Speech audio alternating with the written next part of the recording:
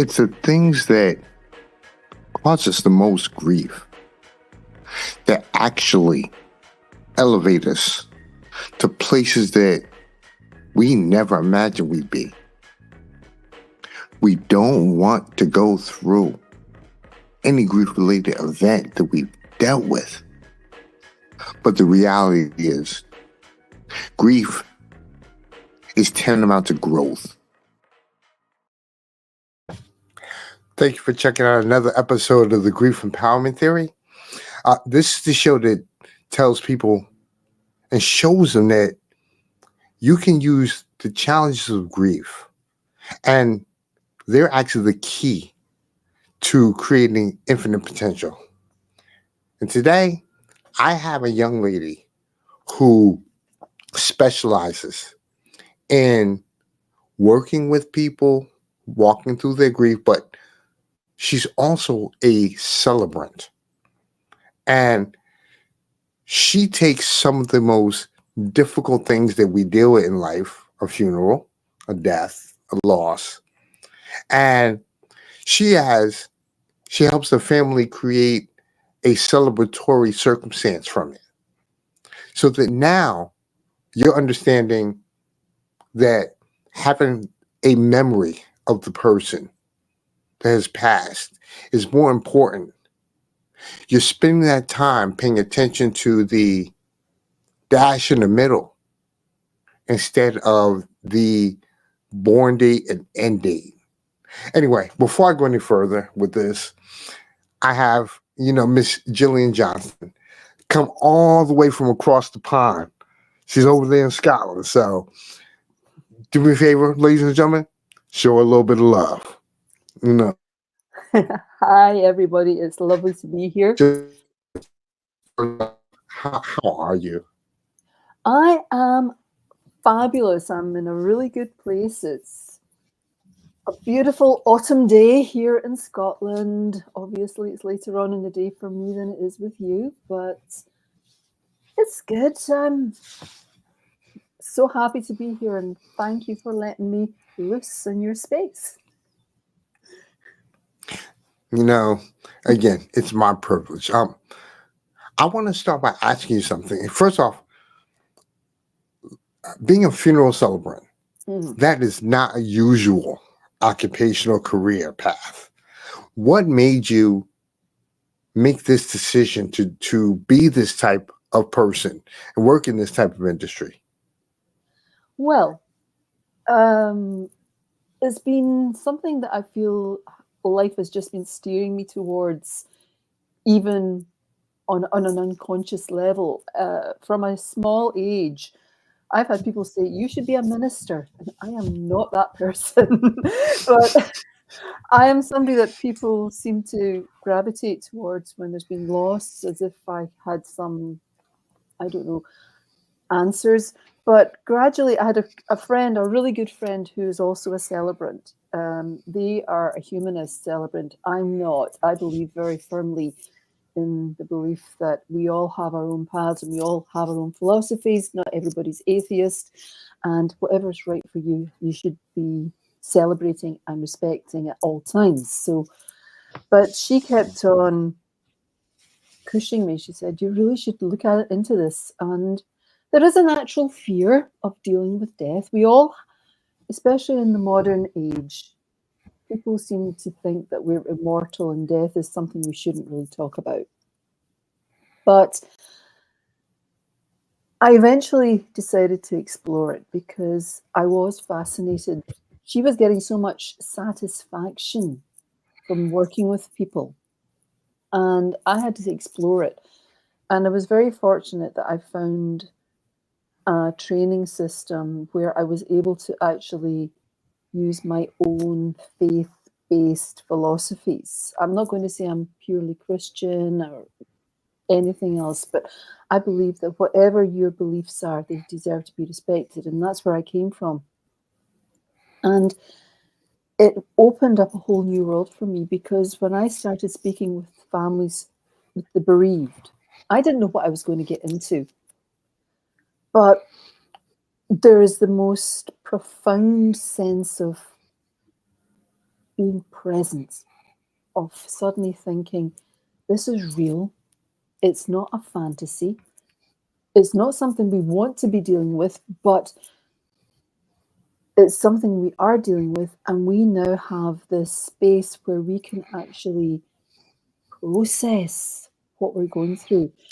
And one of the things I notice, I sit with families, it can be anything from an hour to 2 hours to as long as it takes for families and individuals to help me write a story. Because that's the thing, it's something we've all done since time began. We've needed to have these rituals to allow us to acknowledge this transition from one state of being to the next, from being in the physical present with one another to having that relationship of memory and soul, if you want.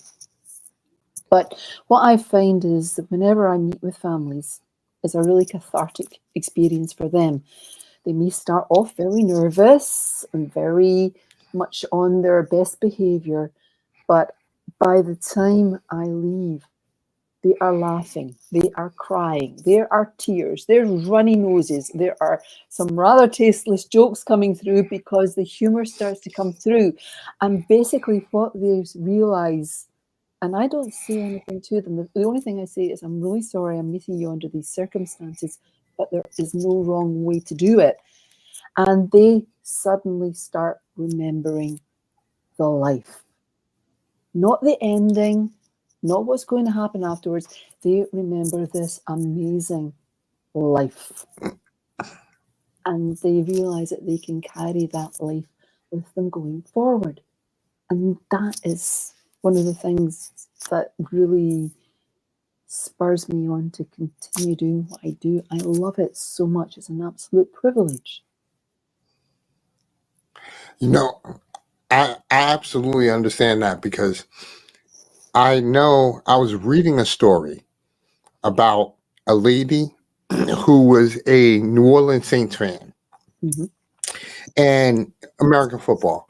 And it was so amazing that when she died, her family actually created a scene of her Mm-hmm. sitting at in her favorite chair. They had a 6-pack of her favorite beer there and a television. Mm-hmm. And she was literally watching a Saints game during the celebration. Mm-hmm. And it brings a whole new meaning of the memory. Allow me to ask you this. Now, do you bring the concepts to the families and the planners, or do they bring them to you, or is it more kind of a hybrid between the two? Generally, what I will do is a lot of the families will reach out to me directly because they've maybe attended a funeral that I've already conducted, or it's word of mouth. But you also have funeral directors who know and trust me. I've been doing this now for 10 years. So I've been working. This is not something I've been doing for the last 5 or 10 minutes sort of thing. It's not a spur of the moment. Right. There's been a lot of work, there's a lot of growth, and there's a lot of experience behind what I do. But the first thing I do, the most important thing for me, is as soon as I get the family information, if, for example, I'm phoning them, or even if they phone me, we arrange a time to meet, and I always say, think of anything that comes to mind, make a note of it, and remember, there are no rules. What your vision is, I'm here to make sure you have. The one thing that really saddens me is when people ask me, are we allowed to do this? And I just think, who's going to tell you no? Oh, well, we were told that we're supposed to be doing X, Y, Z, or A, B, C.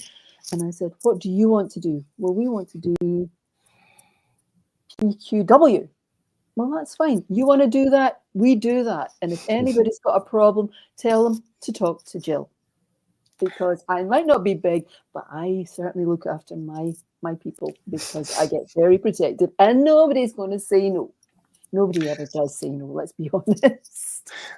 You know, it's interesting, because I can see why people would actually have that question, because in their mind, we know what the traditional funeral is.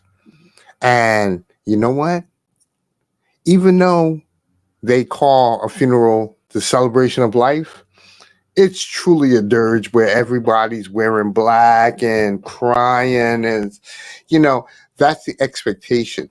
Mhm. So, of course, when you see people having fun at somebody's funeral or enjoying themselves, you almost feel like, am I doing this right? Allow me to ask, have you gotten any backlash as a result of doing a funeral celebration in versus a traditional funeral from maybe other people or anything of that nature?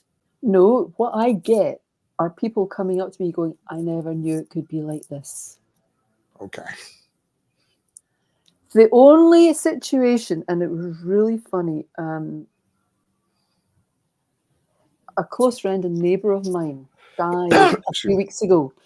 He and his partner, he discovered last year that he had esophageal cancer, cancer in the throat. And he knew I was doing this. It's not something we have a conversation about. They just, people know Jill does funerals because she's weird. But when, cats, funerals, I mean, really, come on, let's face it. I even have a broomstick. So, yeah, what can I say? But the thing was, he and his partner reached out and said, they were having to get their heads around his news. The man was only in his early 50s. His grandson was about 2 years old, love of his life, and his children were just coming into their own in so many ways. And he said, I don't know what to do. And I said, okay, what do you want to do? And he went, get really angry. I said, okay, let's get angry. Anyway, long story short, he lived his life to the absolute full. This last year, he and his entire family have taken every opportunity to live every moment, to go on holiday, to tell each other they loved each other, to make those memories and to leave a legacy that they can build on.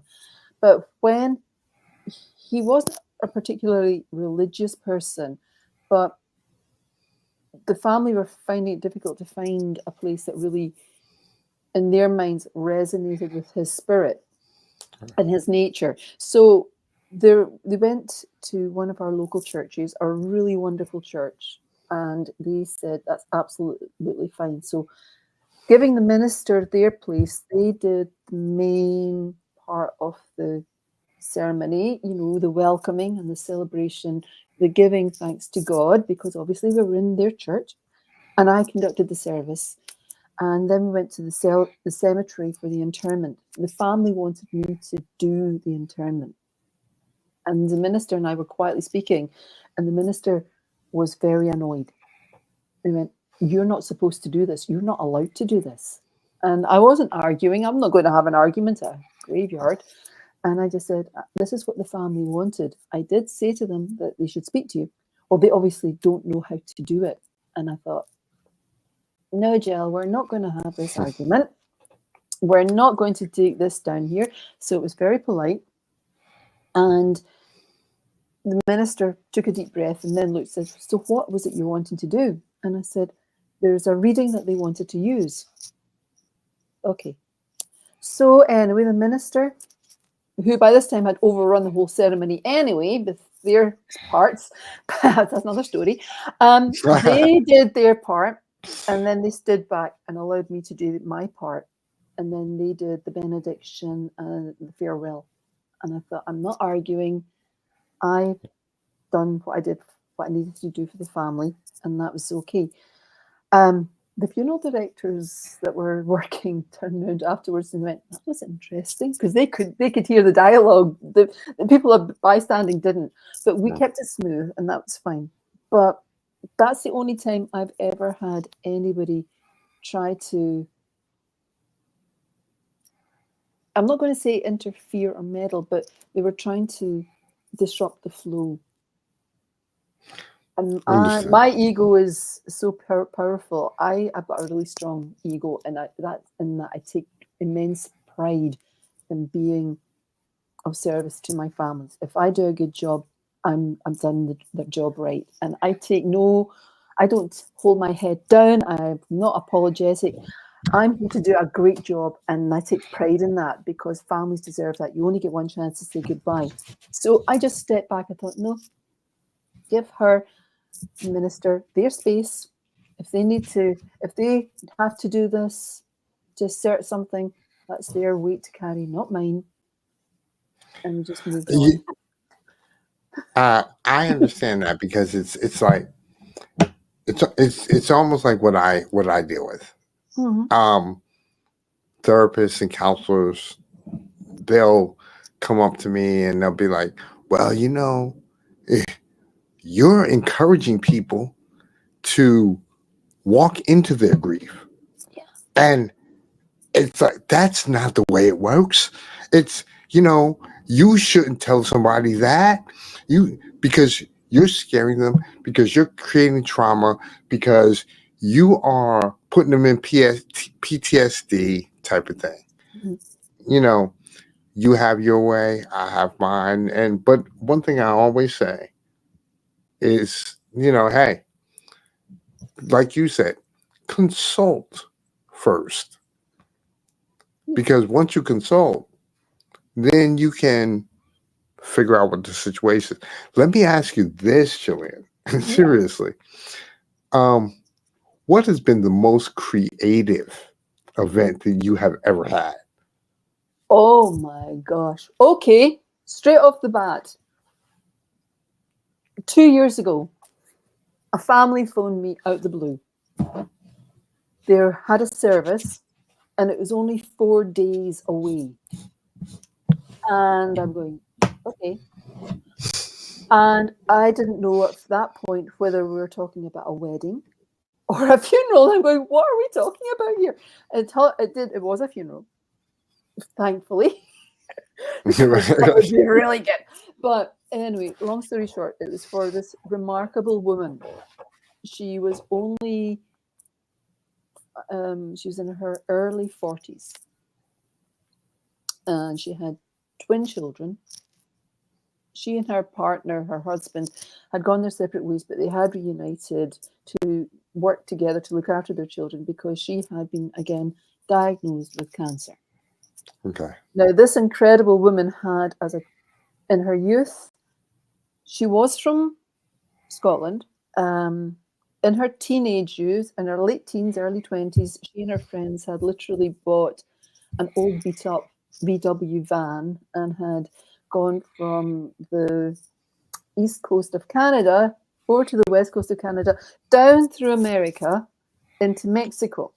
Wow. They had gone all over, and she had actually learned how to do maintenance, mechanic work, so that she could actually do work on the camper as they were going. And sleeping in truck stops and all the rest of it, and going all over the place. And during COVID, she lived down in London and doing so many things to help people with communities. She had a huge, huge heart. Anyway, when she passed, her family wanted to be in complete control of their funeral. And she really she had this huge connection with nature. So it's on the east coast of Scotland. There's a natural burial ground. It's in woods. It's a beautiful place overlooking the North Sea. So it's a beautiful place, but she used to love swimming in the North Sea as well. So she's in a green space looking over the place that she loved. And there were no funeral directors involved. The only reason they wanted me was because none of them felt that they could hold the space for the service. None of them felt that they had the capabilities, because her parents were there, her siblings were there, the children were there, friends, and it was a very powerfully emotional space. And none of them felt that they could hold the place and actually read the tributes to her at that time. So that's where I was. Friends of hers came in, a harpist, and her partner who was a guitarist. So they were playing the music. And the family came, her partner came with a van, a pickup, and her coffin was in the pickup. They brought her, and it was a biodegradable coffin that the children, and there were a lot of children, for she had friends and children, she worked in schools and all the rest of it, and the children had decorated her coffin with flowers, with sunshine, with pictures. It was beautiful. And what they had also done was, prior to the days leading up to her funeral, they'd been walking on the beaches, gathering vials of sand from her favorite beaches, pebbles, shells, seaweed, things that had resonance for her, flowers from the garden, everything that mattered to her. And it was a beautiful day. It was calm. The skies were so blue. And families had picnics around her. They had rugs so the children, and they could sit down, they could eat, they could drink, we could sing, they could cry, we could be together. And this ceremony, it was big, but so intimate as well. And I was speaking, and then we pulled back, and children were playing, chasing around the trees. And then when they laid her to rest, the children were able to sit, and they were looking down, and they were dropping the flowers in, and they were making a natural flow.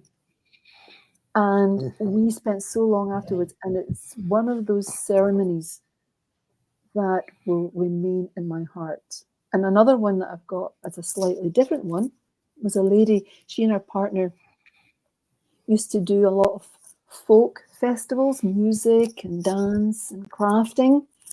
And when she passed, her funeral, everybody was encouraged to come dressed as they would be as if they were going to one of her festivals. And they were eating sweets and candies and drinking soft drinks and dancing and singing. And that's the sort of things we do. And that's You know, what that's why I love, like, when I was introduced to funeral celebrants, and once I did, I just, I was lucky to have met you, and my friend Jason as well, and just what you do. I remember when we were talking, you were telling me about, I think one person had done like an old school pagan ritual where, they had like the Norse type of thing on them. Do the point I'm making is these elaborate type of affairs, they create a true memory. Now let me ask you, in addition to what you just talked about, do you have a totally memorable experience and related to one of your celebrations, or because what you just described was awesome, but do you have a favorite one? Well, the natural burial ground is one of my favorites.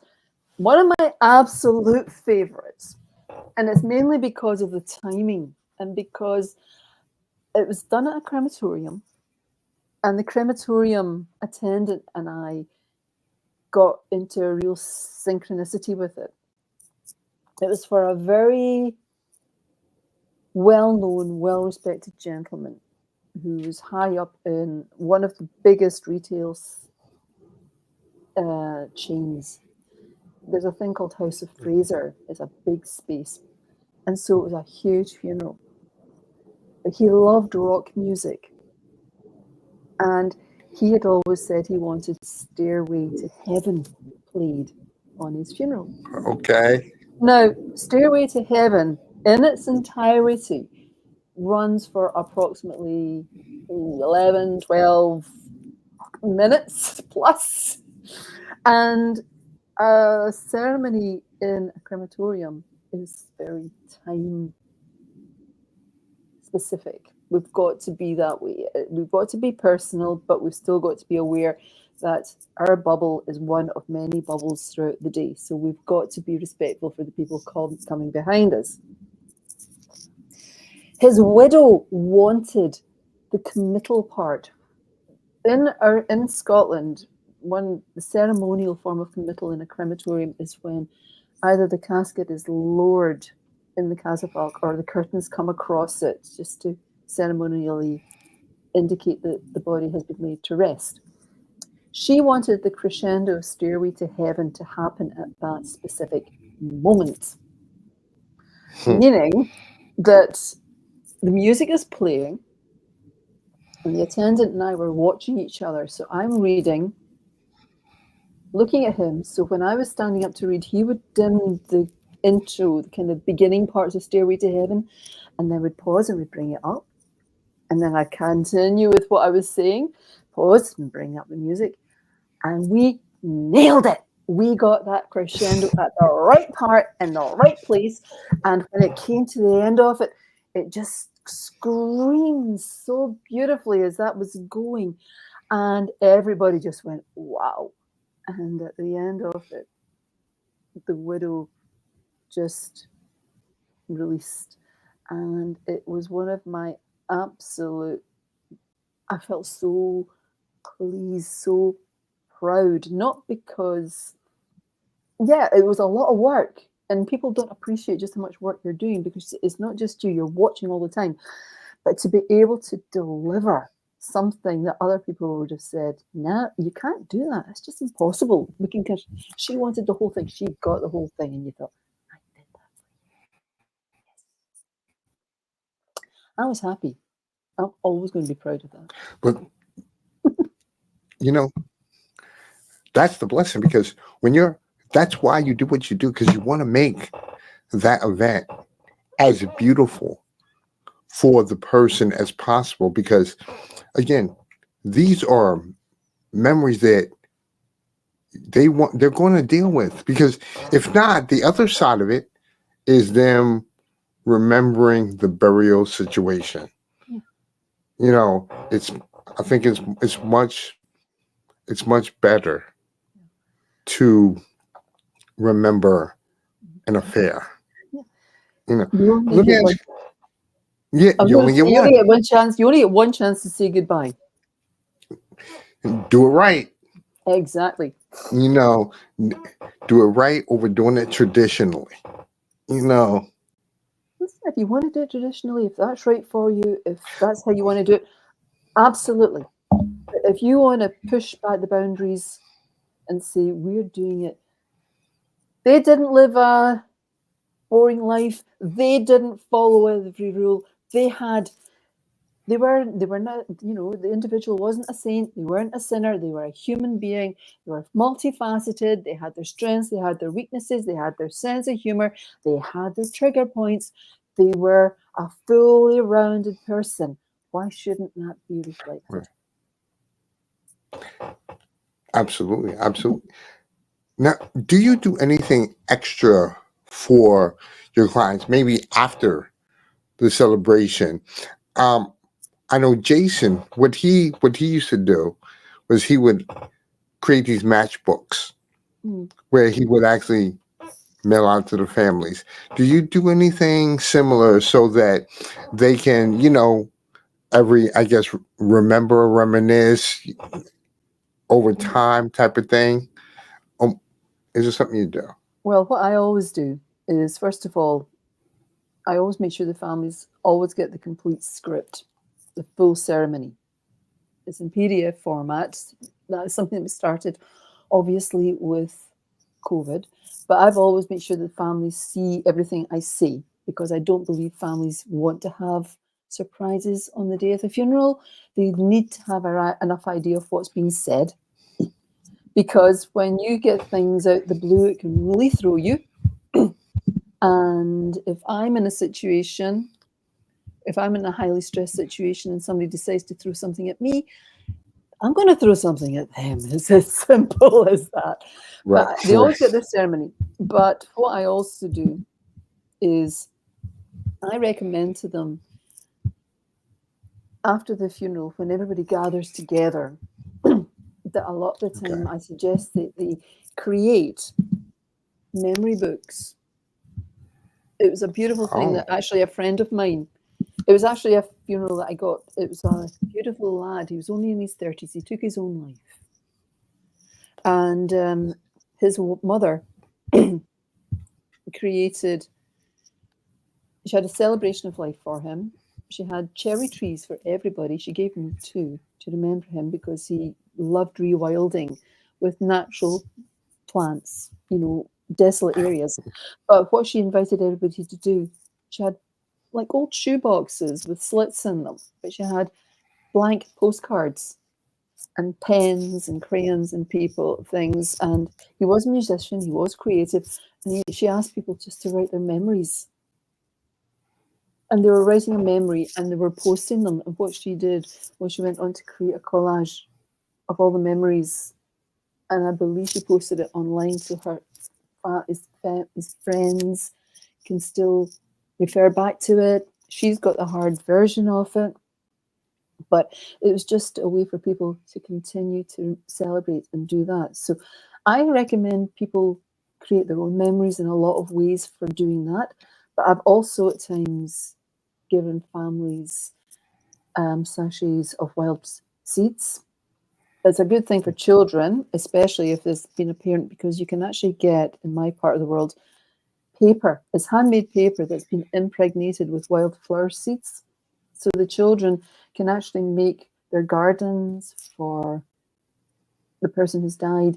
They can actually write their words to the, if it's a parent, for example, we love you and all the rest, and they can plant this and they water it, and then they have the flowers coming up so that they've got a tangible reminder of that parent or whatever. It's part of life and regrowth. But also what I do is I do hypnotherapy and I do grief mentoring. And if people are struggling to come through, or if they're dealing with issues or their grief is just becoming too much of a challenge, they're so busy caught in the coulda, woulda, shouldas and all the recriminations and everything they should have done, we can help reframe that so that they're able in their heads to actually put their memories back into a healthier place. So that they can remember we're not perfect ourselves. We will make mistakes, but we can let go of that. And they can also let go of things that perhaps they felt resentments or anything that they were carrying for that person, things that maybe, you know what it's like. You have your own issues, but it allows them to have a clarity and a closure. They can forgive the person that may have said or done things in the past that they felt maybe diminished them in the present, even and this person's gone and they've never challenged it. So they can forgive that person because that person lived the life and did the best that they could with the knowledge they could, and they couldn't change that. We can, but they also realize they can forgive themselves for taking on board those mindsets in the first place. And it allows them to actually use their grief for what it's supposed to be, which is a loving, natural healing process, which means that you can go forward, you can miss the person, you can wish that you could have a call with them at times, you can remember them, but you can do it with a smile as well as with a tear. And you don't need to grieve in the process. That's exactly what a celebration of a funeral should be. It allows a person to remember, reminisce of the person. Again, it doesn't take away the grief, but what it does do is it helps reduce the pain of the grief by reframing it into a celebration. So let me ask you this. Last quick question. What's the best method for people to get in touch with you in case they have questions about wanting to, do a ceremony or be able to handle some of the issues related to grief and be able to talk to you about some of the services you do? Okay, well, I have got my Facebook group, which is, well, you can just get in touch with me via Facebook, just Gillian Johnston. I think I gave you the links, but my tech was going haywire, so I'm happy to reshare it and give it to you going forward so you've got it. But I also have got a 20-minute consultation. It's for ceremonies. I use it for people who are getting married, people who are wanting to talk about funerals. I even help people who are wanting to put in place their own visions for what they want to have for their own funeral when the time comes. Because one of the biggest gifts that we can give to those who are left behind is an idea of what we would like. Because people think, where do I begin? What do I do? And just having this, nothing is set in stone. You're not, writing a death sentence. It's just saying, this is here to give you a nudge, to remind you of things, even memories that people might have forgotten, because not everybody knows everybody's story. So it's quite good just to have little memories yourself. My dad actually did this. He's still with me. I discovered this. He gave it to me a couple of years back after my mum died, when he got a computer in the early noughties, like 2003, 2004. He sat and wrote a mini autobiography of his life up to that point. And it's great because it's an amazing resource and it's a good thing. My daughter, my niece and nephew, they've all read it. They think, wow, Granddad's so cool because he has a life.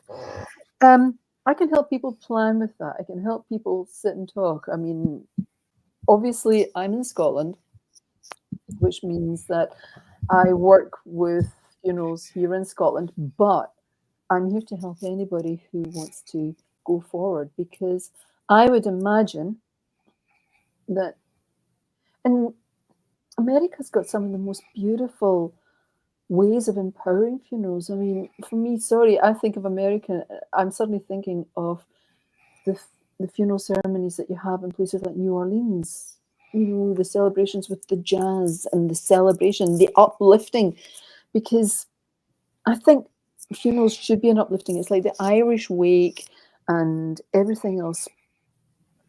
The body, and my daughter summed it up beautifully, I think, when she was, when my mum died, my daughter said, I love my gran, I love the vessel that carried her spirit, but it had done it was done, it had worn out, and she needed to go on to bigger things. And my daughter also said that at the point of my mum's funeral, she said, I saw lights sparkling around her coffin. That's given her immense comfort. I believe that a funeral is a truly powerful symbol of transition. It's where the love that we have for the physical transcends into something bigger. It's the love that we have for the eternal. It's an intangible feeling, because none of us knows what happens afterwards. Personally, my theory is that everybody says we're going to come back if we can after we die. What happens is when they die, all their friends are on the other side saying, don't spoil the surprise for everybody else. Because there's this huge, amazing celebration on the other side. And if we all know about it, it's just the surprise isn't there. And that's one of my theories, that everybody on the other side is going, shh, don't tell everyone. They've got to find out for themselves, don't take this away from them. So that's all that joy. But I'm here to help you, if you're struggling, to recognize the fact that, first of all, the pain that you feel from loss is born out of the covenant that you enter for choosing to love. And if you have never experienced love, if you don't go through, who doesn't want to know love? Whether it's the love of an animal, the love of another person, when you have got that love, you know that somewhere along the line that you have signed on a dotted line that you are willing to take the hurt and the pain. If you're not going to do that, you are going to lose so much joy, because when you're afraid to feel the pain, you stop yourself from feeling the love. That's what, that's very wise words, because look, understanding the fact that what the end of life is, there is a circle. Mm-hmm. And during the funeral or the passing, that's the completion of that circle. You know, it's like I said earlier, spending time celebrating the dash in the middle, Mhm. because that's celebrating all the time Yeah. that they had on this earth. And that includes the time that you were with them. Mhm. You know, so needless to say, Julian Johnson, I want to thank you so much for giving us an opportunity to have a conversation about celebration of death. You know, again, it seems like it's a foreign concept, but it shouldn't be. You know, it's it's an opportunity for you to reflect on the person's life. You Mhm. know, you can miss them. That's understandable. You know, you can have memories, you can reminisce, you can wish. Mhm. But of course, we live in a world of reality, and you can't unscramble an egg that's been broken. Yeah. S- There's a beautiful poem. I've actually given you in the chat my link to my Facebook. It's my main Facebook page. If anybody wants to jump in and talk to me there, that's where I really speak with people for grief and loss. So if you want to share that, there's a poem by Christina Rossetti, and it's "Miss Me But Let Me Go." You know, when I come to the end of my journey and the stars, the sun has set for me, I want no tears in a gloom-filled room. Why weep for a soul set free? Miss me a little, but not too much, and not with your head bowed low. Remember the things we used to do. Miss me, but let me go. Don't hold on to somebody. You've got to let them go, because if you're holding on to their spirit, if it's like trying to stop a bird from flying. You've got to open your hands and let this wings spread, because, as I say, we don't know what happens afterwards. Once we are at that point where we are ready to move on, we might be so big, we're in something bigger, it's something beyond this. This is a huge universe. We don't know where it's infinite. So nothing's ever lost. Nothing can ever disappear. It just goes into a different angle, a different area, a different plane. And so in that respect, you never really truly lose anything or anyone. Julian, thank you again, because I truly really love the way you went about explaining that. So again, ladies and gentlemen, if you want to touch base with Jillian, Mhm. her information is there on Facebook. You can go also to her website, scottcelebrant.com. So there are a few different ways to be able to touch base with this young lady. Yeah, so And like I said, she she's guaranteed to give you an awesome affair and turn something like a celebration, I mean, like a funeral, into a celebration. So, again, Julian, thank you so much for your yeah, time. yeah. Ladies and gentlemen, thank you for appearing, coming to another episode of the Grief Empowerment Theory. I'm Mhm. Jay Lewis III. I'll talk to you next week. I just think, guys.